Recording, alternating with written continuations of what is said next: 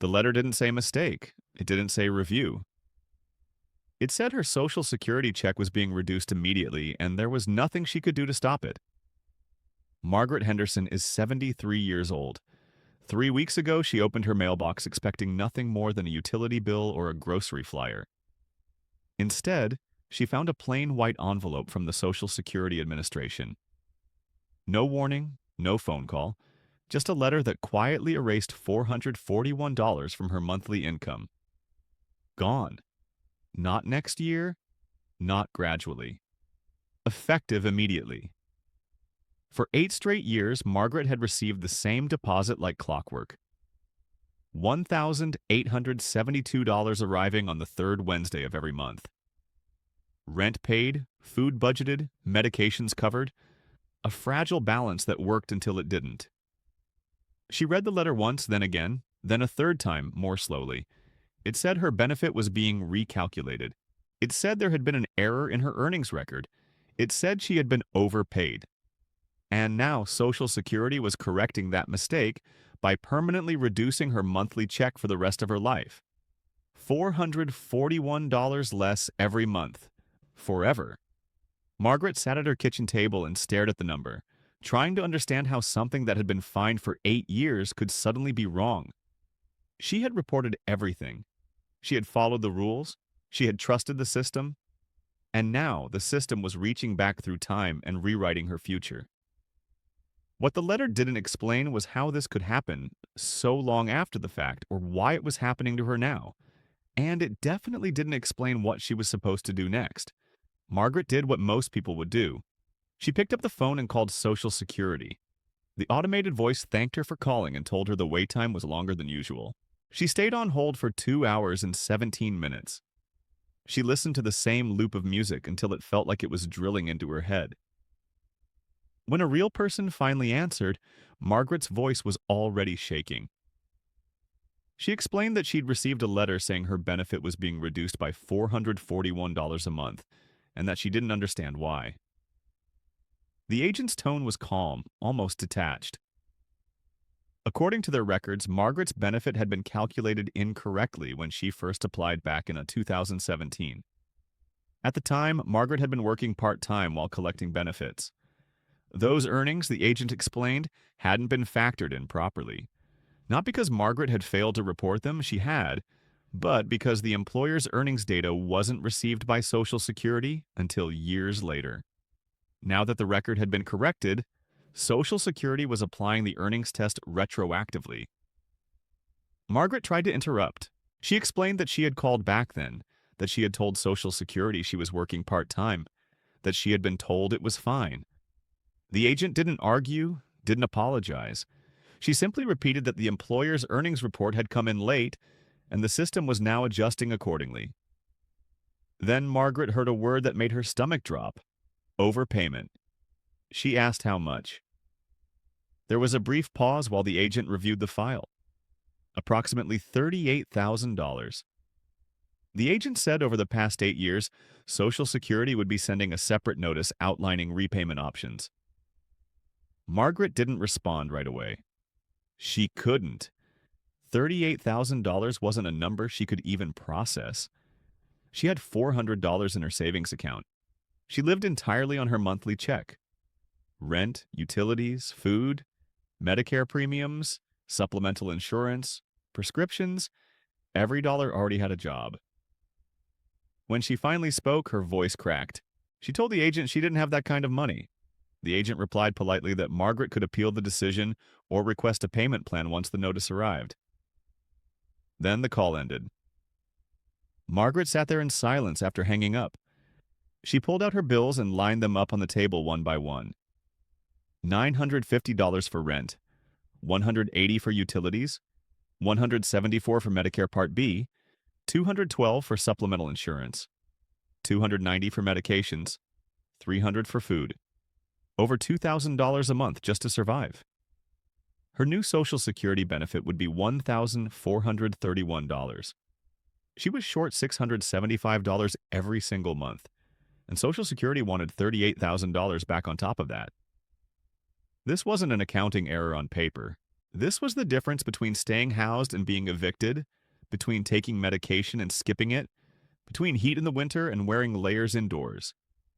And the most terrifying part was this: the letter was final unless she fought it.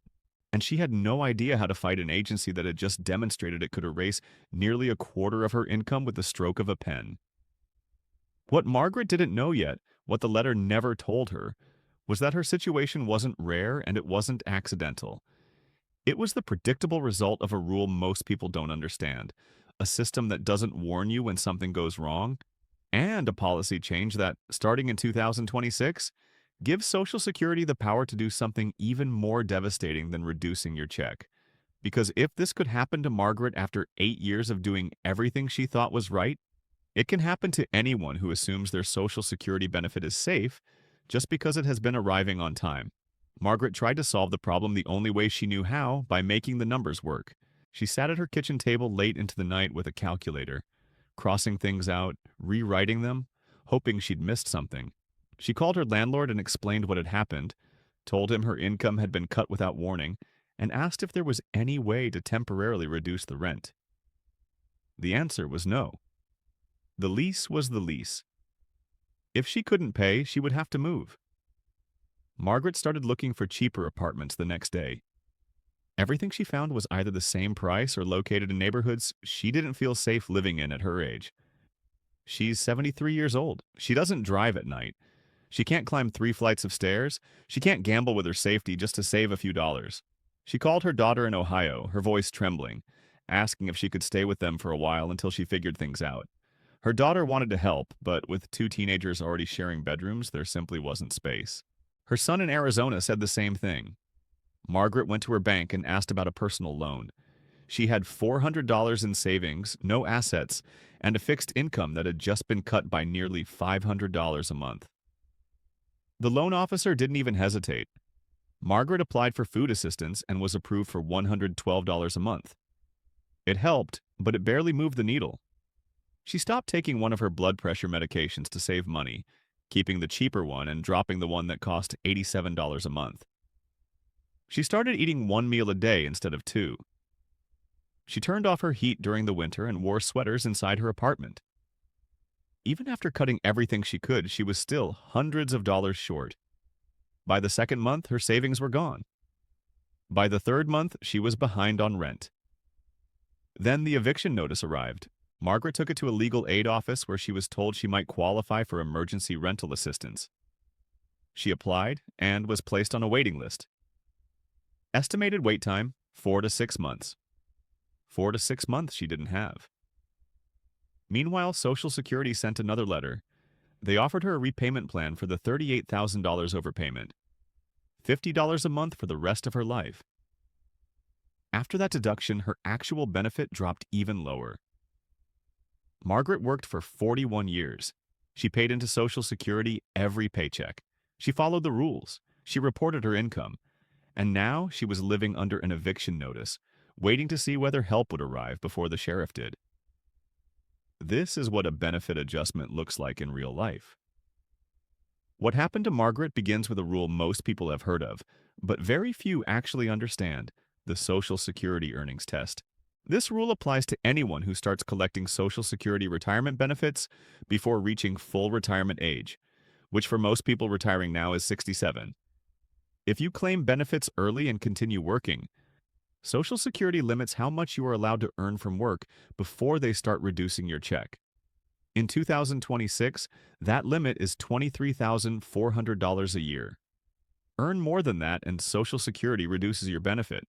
For every $2 you earn over the limit, they take $1 back from your benefits. On paper, it seems straightforward. You earn a little extra, you lose a little benefit, and everything evens out. And when the system works the way it is supposed to, there are no surprises. You report your earnings, Social Security adjusts your check, and you know exactly what to expect. But that is not what happened to Margaret. Margaret applied for Social Security at 65. At the time, she was working part-time at a small grocery store, earning well below the earnings limit. She reported that income when she applied. Social Security calculated her benefit correctly. Everything was fine. Then, about a year later, her hours increased. She went from 15 hours a week to 25. Her annual earnings climbed above the limit. Margaret did what she was supposed to do. She called Social Security and told them her earnings had increased. The agent thanked her and noted it in her file, and then nothing happened.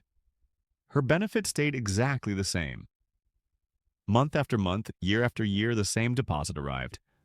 Margaret assumed that meant everything was still fine. After all, she had reported the change. Social Security hadn't reduced her benefit. If there was a problem, surely they would tell her. That assumption is where everything fell apart because Social Security does not actually adjust your benefit based on what you report verbally. They adjust it based on earnings data they receive from the IRS, data that comes from your employer's W-2 filings. In Margaret's case, her employer didn't submit that data on time. In fact, they didn't submit it for years. When Social Security finally received her earnings information in 2024, the system recalculated her benefits going all the way back to the year her earnings first exceeded the limit. From the system's perspective, it didn't matter that Margaret had reported her income or that Social Security failed to act on it. The data finally arrived, and the correction was applied retroactively. 6 years of benefit reductions calculated all at once, tens of thousands of dollars labeled as overpayments, and a permanent reduction to her future checks. This is the trap. You can do everything right, report your income, follow the rules, and still be punished years later because the system runs on delayed data you don't control. This is why these situations feel so sudden and so brutal. From your perspective, nothing changes for years. The checks keep coming. There are no warnings, no alerts, no adjustments. And then one day, a letter arrives that rewrites the past and destroys your financial present.